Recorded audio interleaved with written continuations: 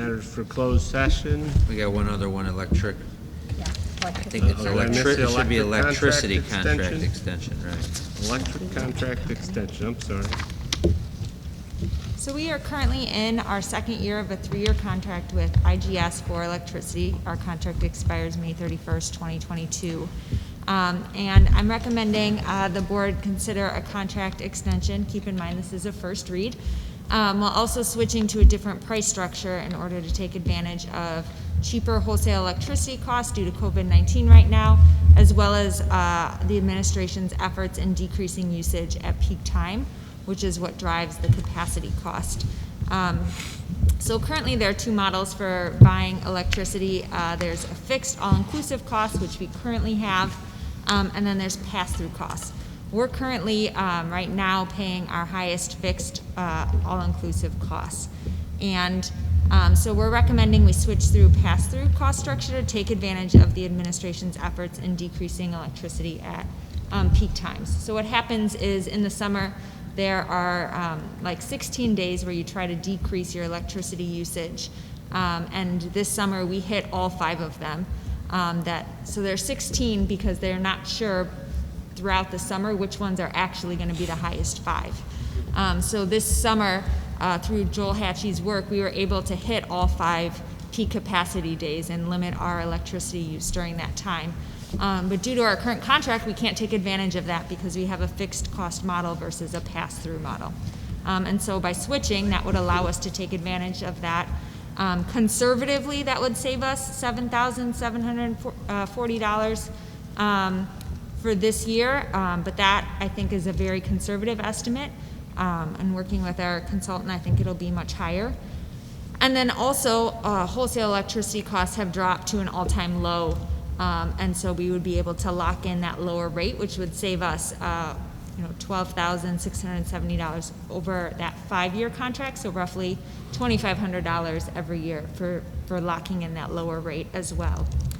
A couple of things, as we've discussed with gas in the past, keep in mind that this is a first read, and so when we get to a second read, the prices will change a little bit because electricity costs change every day.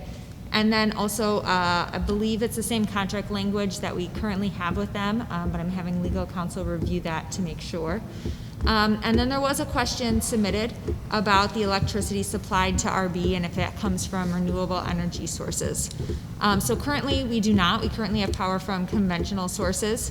I did add, because that's the cheapest form of energy and electricity. I did look into this, and IGS can offer 100% renewable green hydro credits, which is the cheapest green option available. That would equate to an additional $4,000 approximately each year in an annual spend for the district, should the district be interested in that. So that would negate the savings, the $12,000, more than the $12,000 savings that I'm presenting. But that could be an option should the board be interested in that. Are there any additional questions? Any risk by moving through a pass-through contract and not having a fixed rate? The only risk is that if Joel and his team decided one summer that we weren't going to take any sort of effort to decrease our usage during those peak times. Those peak times always happen in the month of June, I believe. And like I said, this year, without trying very hard, we hit all 5 peak times. Do we think we could do that in a traditional school year? Like this year in June, we didn't have any camps. We only had 12-month staff in the building. And I talked to Joel and the consultant about that, and I do believe it is possible. It's only for an hour. And so if you think about it, by the time you shut things down and you have doors closed, things still maintain relatively cool. No one that was here in the building noticed when we shut down for those 16 times throughout the summer this year. Okay. So I think I do think we would be okay.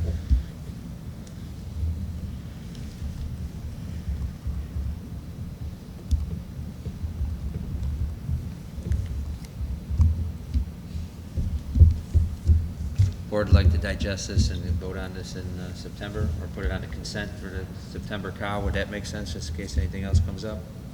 Yeah. think we need, Yeah, and I this is think- a good first read, we can think about it. You still have legal counsel looking at it anyway, so. Thank you, Kristen. Also, just really quickly, because I was the person who asked about renewable energy. So, I mean, I'll just make the pitch. I think it's the year 2020. Not getting energy from renewable sources today, in my opinion, is not responsible. So I understand the cost implication and so forth, but, you know, in the village of Riverside, where I happen to live, there is some choices, but the whole village has switched over to doing that. I think for a high school, that is something we should seriously consider.